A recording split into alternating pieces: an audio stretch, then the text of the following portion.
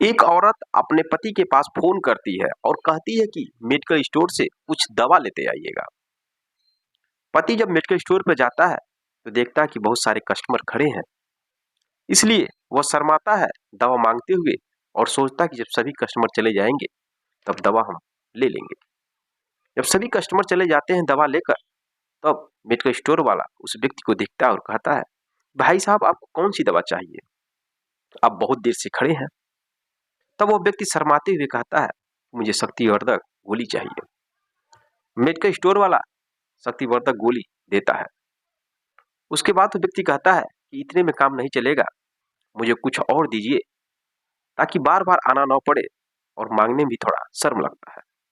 इसीलिए medical store वाला 8 packet दवा देता है शक्तिवर्धक गोली का। वह व्यक्ति लेकर अपने घर पर चला आता है। घर पर आने के बाद पति और पत्नी सोते हैं और जैसे ही सुबह होता है तो उसकी पत्नी तो जग जाती है, लेकिन पति हमेशा के लिए इस दुनिया को छोड़कर जा चुका था, यानी वो मर चुका था। मरने के बाद दोस्तों वो चीखती है, चिल्लाती है और उसकी बॉडी को लेकर दफना दिया जाता है। दफनाने के 24 घंटे बाद मालूम चलता है कि उस व्यक्ति की जो मौत हुई है वो अपने आप नहीं हुई है, उस शक्तिवर्धक गोली की वजह से नहीं हुई है, बल्कि उसकी किसी ने हत्या किया है।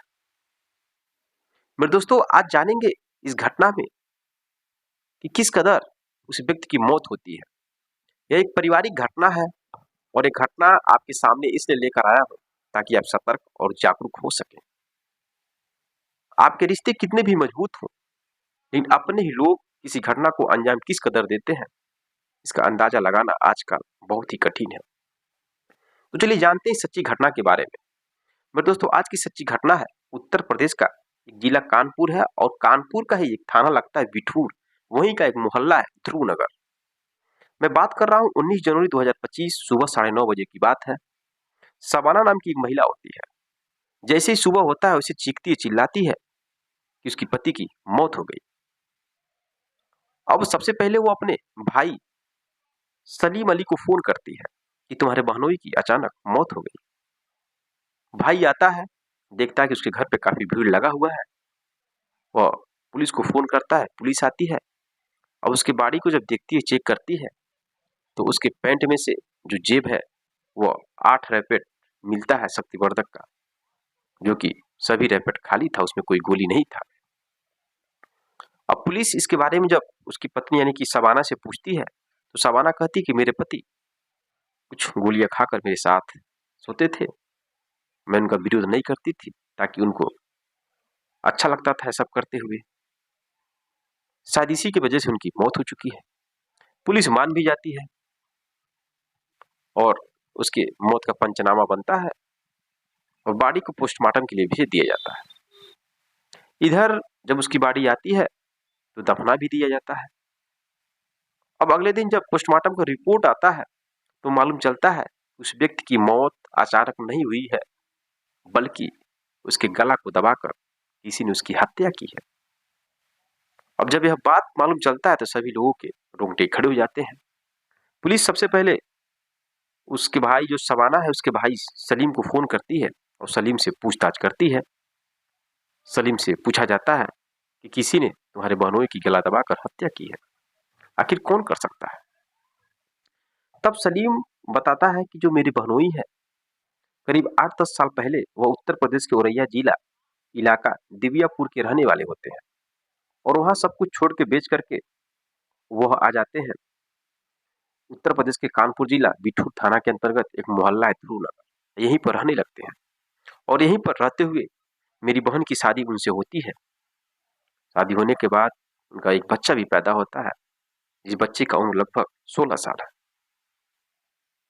अब सलीम भी कुछ सही जानकारी नहीं दे पाता है, उसकी मौत की वजह नहीं जान पाती है पुलिस। तो पुलिस उसकी बहन यानी शबाना से पूछताछ करती है तो शबाना कुछ ठीक तरीके से जवाब नहीं देती है।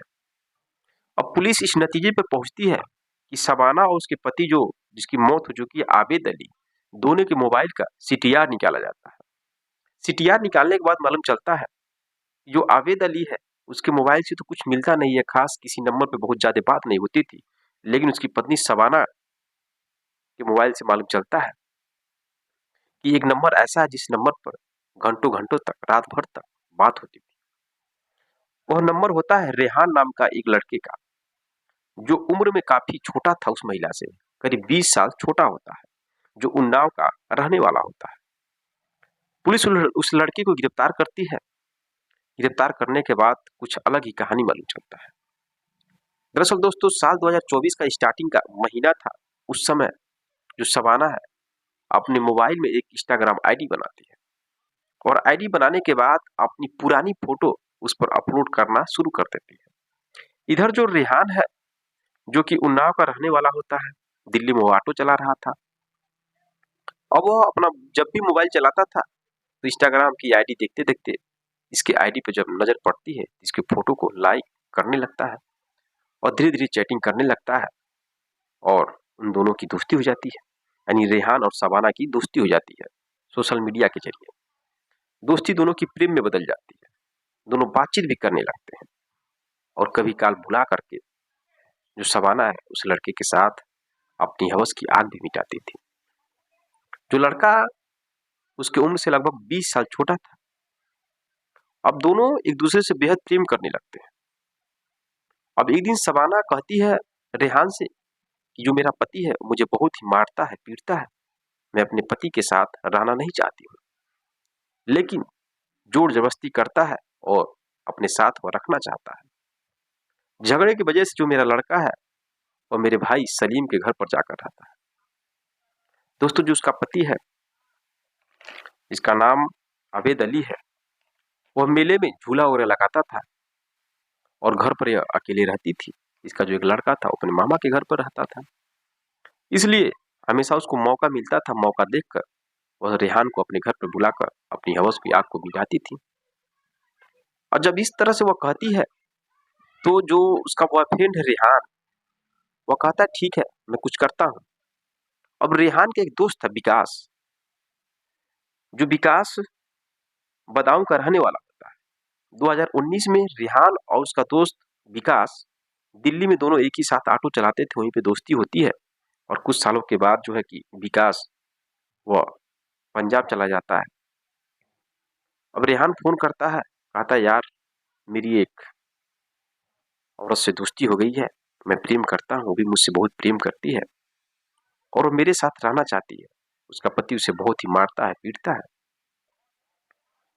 उसको रास्ते से हटाना है। अब वो विकास तैयार हो जाता है, उसको कुछ पैसे की जरूरत था, ऑटो खरीदना था, इसलिए वो तैयार हो जाता है। रेहान फिर शबाना को फोन करके बताता है कि मेरा एक दोस्त है, तैयार है और तुम्हारे पति को इस दुनिया से ही हटा देते हैं।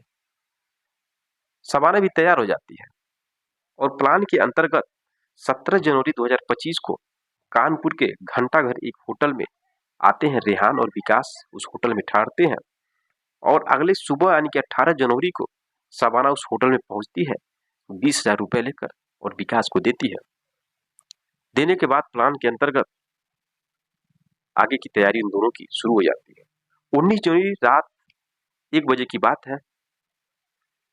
जो शबाना वो अपने पति को पहले दारू पिलाती है, नशे की हालत में कर देती है और फिर कुछ जो शक्तिवर्धक गोली है उसको खिलाती है। पहले सोचती है कि उसके साथ कुछ संबंध बनाएंगे, हलाएंगे, फुसलाएंगे, लेकिन वो दारू पीने की वजह से वह बेहोश हो जाता है, सो जाता है। उसके बाद मौका देखकर शबाना फोन करती है रेहान के पास। रेहान और उसका दोस्त विकास घर के अंदर एंट्री कर जाते हैं बड़े ही आसानी से, क्योंकि घर में बस शबाना थी, उसका पति मेले में झूला लगाया हुआ था, उसका लड़का जो है उसके भाई के घर पर रहता था। अंदर एंट्री करते हैं और मौका देखकर ही शबाना